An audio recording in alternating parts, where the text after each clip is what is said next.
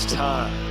It is time to brew your best beer. The 2015 Sjporr Challenge is brought to you by the Grainbill Homebrew Supply, located in Red Lion, Pennsylvania. Brewers Exchange, operating in the U.S. and Canada. Finney's Homebrew Emporium, located in Bishopdale, Christchurch, New Zealand. And Omega Yeast, located in Chicago, Illinois. What's up, B's and G's? The last Sjporr beer. Broken freaking heart. Bummed. Goes too fast. But I'm not bummed out for what I'm drinking tonight. I am drinking A27-208-E75. Can you focus on that? Sure you can. That's Belcher Brewing. Hey, I know that name. This is a Schwarzbier. A Schwarzbier with homemade brown sugar.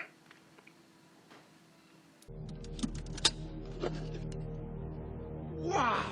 Liquid Schwartz! Fucking brilliant. I am well psyched. I'm going to apologize for... Over here, we'll do it this way. What happens over there? Bath time again. Dirty little kids need baths. Alright, I'm going to pour this. I'm going to... Yeah, pour it, take a couple sniffs, and I will be right back. Hold on. Okay, I am back. I've just poured this. There was some schwizz in the bottom of the bottle, so I definitely left that where it was at. So, look at that. Look at that. Beautiful, beautiful, beautiful beer. So you see that little garnet that was right there by my finger? Here, we'll wipe it. Look at that. Hello. Yeah, this thing is black, black, black. Well, brown, a little brown, actually, but pretty damn dark. But with that garnet coming through, it's awesome. It's a beautiful, beautiful look on this beer. The head, when I originally poured it, was about a finger and a half. It's coming down a little bit, but that's coffee colored and khaki. It's creamy, creamy, creamy, this head on this thing. It's friggin' gorgeous. It's marvelous.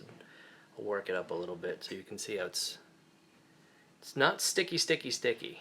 You know, it's not hanging forever, but it's definitely not falling right back down, right back into the beer. Oh, that smelled really, there's some good old malts on that right there. Hold on, I'm going to go in for a smell. Yeah, some malt, well, definitely malt, some coffee. A little small bit of coffee, though, not like overpowering, not a lot. I got some cherry. Yeah, some cherry just then on the nose. I'm going to sit here and sniff for a little bit, not just like sit here and sniff on camera. I'm going to sniff off camera for a little while, and I will be back, and I'll probably have taken a sip too before I come back. So I will see you in a minute or two. Hey, sorry. Like you surprised me. Fucking idiot. Anyway, so I've been sitting here and drinking this for a while now. And I'll probably continue to do so actually in a minute. I'm going to probably come back again after a little bit. I want to let this chill for a second. But initially, the impression that I'm getting out of this is just, it's so clean. Really well carved. It's absolutely clean. I mean, it smells light. It smells. It's roasty, but it smells just crushable. I mean, excuse me. It smells absolutely crushable. Just refreshing. That cherry is really prominent there. For some reason, it really kind of hit me. Yeah, it's just like I want to jump into this beer again. I think SJ said it with another beer, you know, if he could get into a glass and lick the thing clean, he would. I'm 100% on top of that with this thing. This beer is so good. It's kind of drying me out a little bit, which it's supposed to. I think I've had a few Schwartz beers, and they've all kind of had that where they linger and dry. Well, dry and then linger.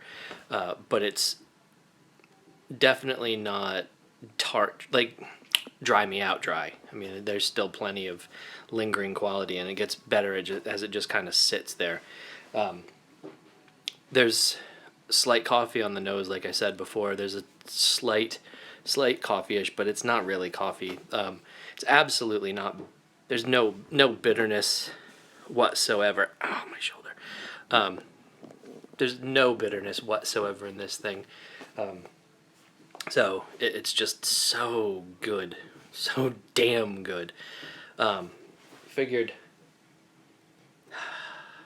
pineapple too, which is interesting. I don't expect there to be a lot of fruit in this, much at all, actually. But that could be something that you've tweaked a little bit, Joe. But yeah, I just kind of pulled a little cherry and pineapple off of that. I know fruit, like I said, fruit esters, I'm not sure, are supposed to be in there. It's not estery, it's more hoppy. But even at that, it's not hoppy. I don't know how to explain what I'm thinking and what I'm smelling and tasting other than fucking damn, it's good. I'm going to pause this. I'm going to go sit with this a little bit more, and I'll be back and look at this damn Rolf hand I got going on. I'll be right back. 1 hour later. All right, y'all. Sorry, I'm back. Man, that took a while. What I'm still getting that lingering cleanliness, but that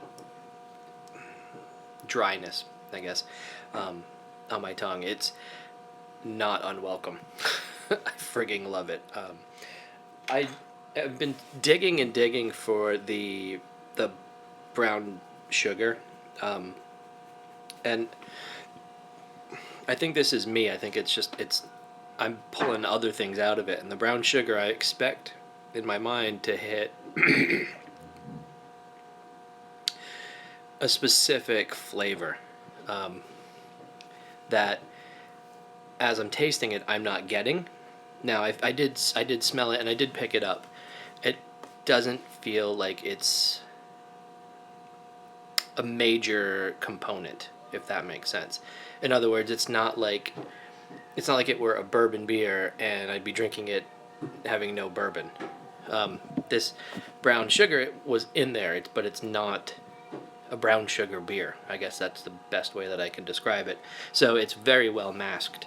And it's meaning that it's not super sweet because of that brown sugar.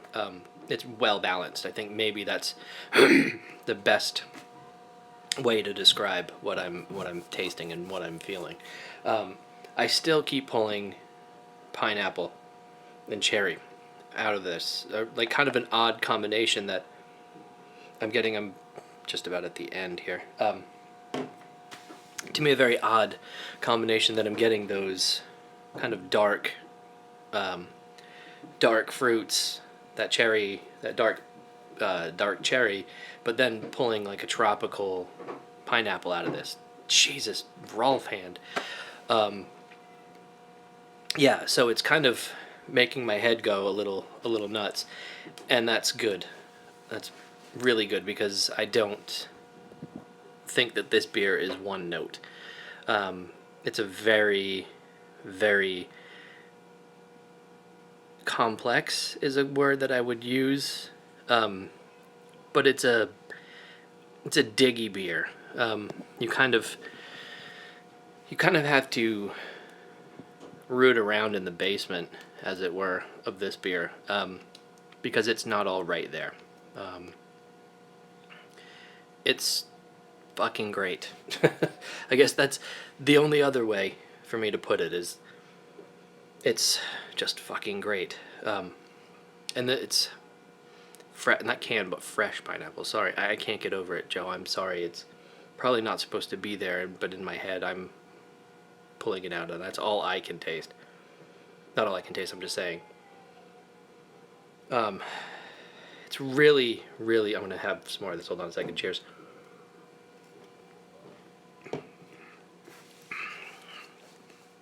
Oh, even warm, it's good. It's really refreshing for, dark beer.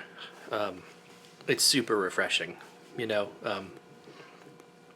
We've had a lot of ports and stouts in the East, and I think I've said this before in another review. Just because it's a stout and a porter or a dark beer doesn't mean that it's technically they're usually lighter than some other light beers that we drink in the summer. So, yeah, it's getting colder, and some beef-ass beers are good for the winter. But for me, those tend to be more brown and ruby-ish than stouts, porters. This is brilliant for the summer. I think it's super refreshing. It's got slight malt to it, just a little bit right there, but it's not overpowering. And like I said before, the brown sugar and the kind of malty and the sweetness is really kind of subdued a little bit, because there is a slight... because it's crisp. It's a lager. It's going to be crisper. I was wondering whether or not... There was a point where I was drinking this, and I wondered whether or not you fully lagered this or you actually steamed this. I don't know. Because I think some Schwartz beers can be top or bottom fermented, but typically just cooler. But I don't know. Boop, doop, doop. Down the bottom, that's where people usually want to put the straight venom. So, feel free to spit it. Oh my God, sorry. Fucking kids. But yeah, there was it's too clean for me to feel like it was fully fermented at, warmer temps. But again, I don't know. It does have... It's crisp, but it has a slight edge to it that makes me feel maybe it wasn't. So, I don't know. I'm going to text you anyway, and you can tell me after I post this review. So, or even before I post this review. But I'm not going to go and asterisk and amend this review. This is what I'm going with. Unfucking real, dude. It's a beautiful looking beer, it's a beautiful smelling beer, and it's a beautiful tasting beer. So, I mean, you're kind of pinging on all of them there, bud. I've never had a beer from Joe Belcher, and if you guys haven't... Should I be saying this? I guess I really shouldn't be, but aren't we all pretty much done in the East? I don't know. If you've ever got the chance, when you're all done... Fuck it, he put his name on the cap. I mean, if you don't know who it is at this point, it's kind of... I mean, you're obviously not paying attention. But I've never had a beer from Joe that's been, awful.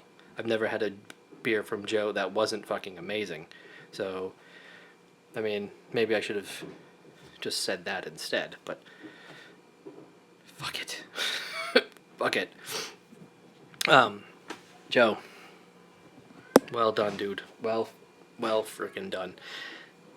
Thank you for doing everything that you did this year to keep the East Coast rolling, to keep us in check, to keep us in line, to keep us brewing, and to keep us just doing this contest, because it was a tricky year for everybody, I know. Well fucking done to you. Thank you. From the bottom of my plaque-filled heart, I thank you. Well fucking done, dude. I'm gonna take one more sip before on camera, and I'm gonna sit on this for a second. Oh yeah, that's fucking great. All right, appreciate it. Sorry, we got a brew cat. Good Jesus, we almost had an accident. Wow. Anyway, that was scary. Thank you. Good fucking job, my man. That was it. That was the last of the Sjporr beers. Hope you guys have a good contest for the rest of it, and I will see y'all next year. So, or I'll see you on fucking Friday or whenever I see you next. But, Joe, good fucking job, man. Great fucking beer. Later. The fuck you talking about?